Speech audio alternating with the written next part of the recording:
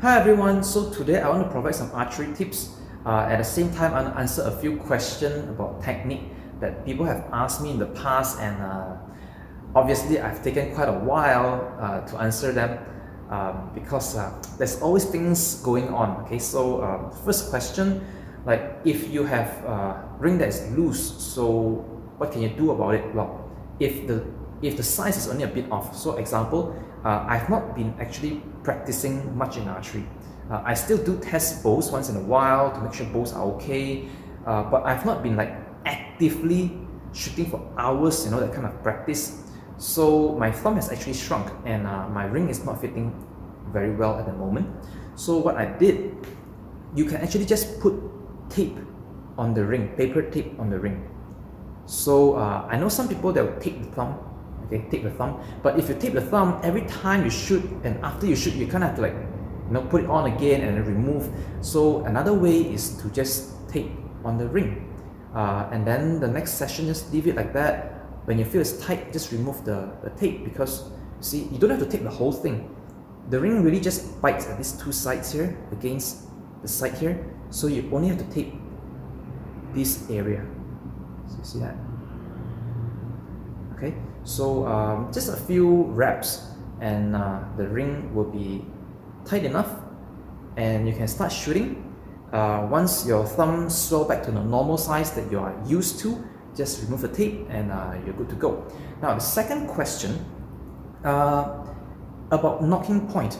I have in one of my previous video where I said you can actually, if you want, go as low as 1 mil from the grip.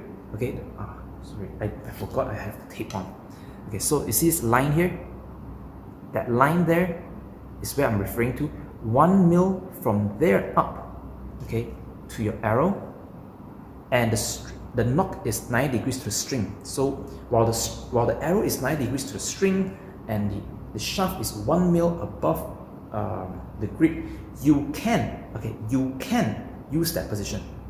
However, if your arrow is not, like your feather here is not smoothened, I have a video about how to smooth this part. So if your arrow here is not smooth, arrows are not perfect match, a lot of things going on that is not perfectly ideal, what nock height should you use? Okay, so 1 mil is everything perfect, everything ideal. 1 mil can actually work, but in the real world, a lot of things go wrong. Okay, so what is the more forgiving nock height that I use?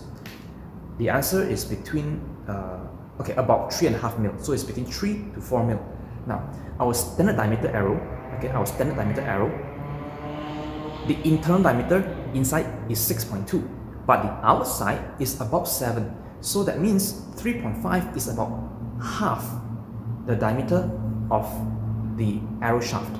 So what I normally do, if I do not have a nock or I have to set up a nock, basically I will set it such that from the they're all black, a bit difficult to see, but from the top of the grip to the shaft, you want it to be half the diameter of the shaft. Okay, so whatever this is, half of that above the grip. Okay, half of that above the grip, which is about 3.5. So 3.5, you don't have to be super precise, plus minus a little bit, between 3 to 4, anything in between actually will work just fine. Okay, so while the arrow shaft is 3 to 4 mil above the grip, the nock should be 90 degrees, and that's when I will mark.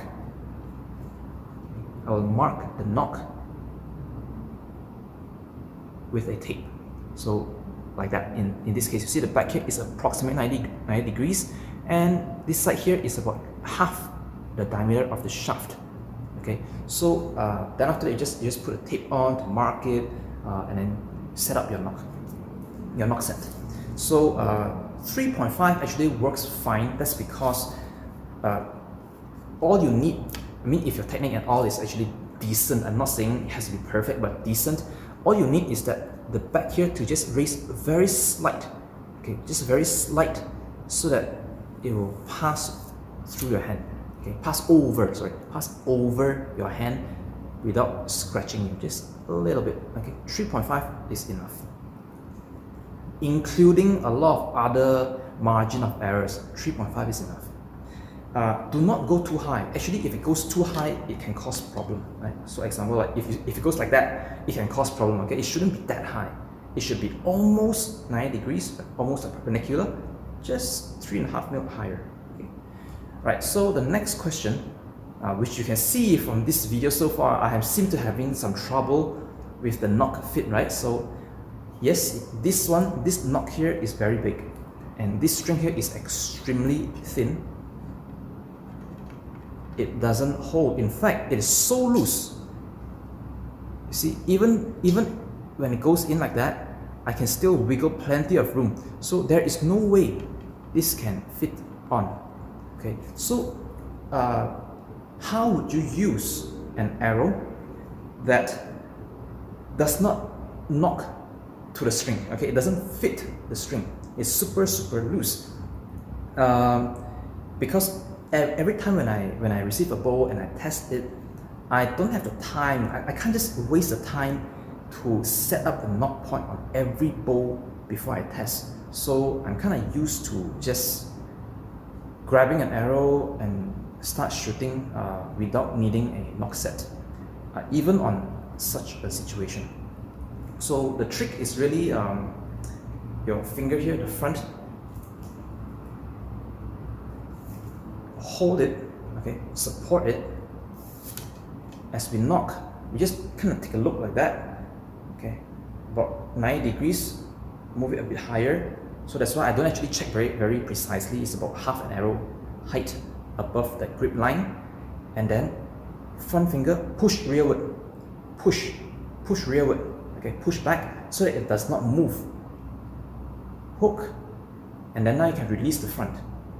That way, you see, I do not have a nock set. Okay, I do not have a nock set, and the nock is super loose, but I can still shoot. Okay, see, it is super loose, but you can still shoot with it. Okay, next question is if you have glasses on and you pull past the head, how to avoid hitting the glasses? Okay. I'm not gonna nock the arrow and pull because I'm actually facing the window. So it's definitely not the most ideal way to demonstrate in case I slip off and then there's gonna be a hole in the window. Alright, so basically you hold your bow tilted, okay, tilted like that, and when you draw back like that, when you let go, the string is actually slanted, so actually it will not hit the glasses. If you try to keep the bow straight, then yes, it will hit your glasses. But if you keep it slanted like that, it actually will not hit your glasses. Okay, so that's the trick. It's quite simple. You just keep it slanted. But then there's another question: that how do you know what angle do you keep the bow at? Like, is it 1 degree, 2 degrees? How do you know, and how do you be consistent with this angle? So it's actually quite simple. I will actually draw back until the string touches my chest. I'm not sure if I can show very well here. Okay.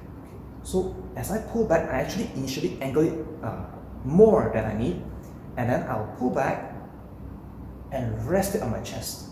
Okay. Rest it on my chest so it's stuck on my chest. You can see how it's attached to my chest. Okay. So it's attached to my chest. That's how I fix the angle.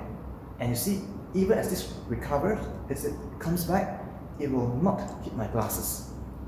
Okay, so what's the last one? Oh, so the last one, I actually discovered something quite interesting. As I was doing the chrono test just a few days ago, I actually realized the reading was lower than usual. So I was like, something is not right. And the problem was, because I was kind of just, I was a bit afraid of the string hitting me because it is a very high poundage bow. Okay, it's not very high, it's only 40, but I have not been shooting this kind of poundage for a while, and I'm kind of afraid of the string hitting me. So as a result, I kind of bent around. I didn't lock my elbow. I kind of just like that. So I didn't lock it, just a little bit like that. And the result is because I'm not that heavy, my arm is not that big, so there's not a lot of mass here. And when the bow accelerates, there is a kickback. Okay, when it kicks back, the draw length is shortened at the point of release. So I'm getting lower arrow speed than supposed to. So when I realized that, all I did was I just locked my arm, making sure it doesn't get compressed. Then the arrow speed went up.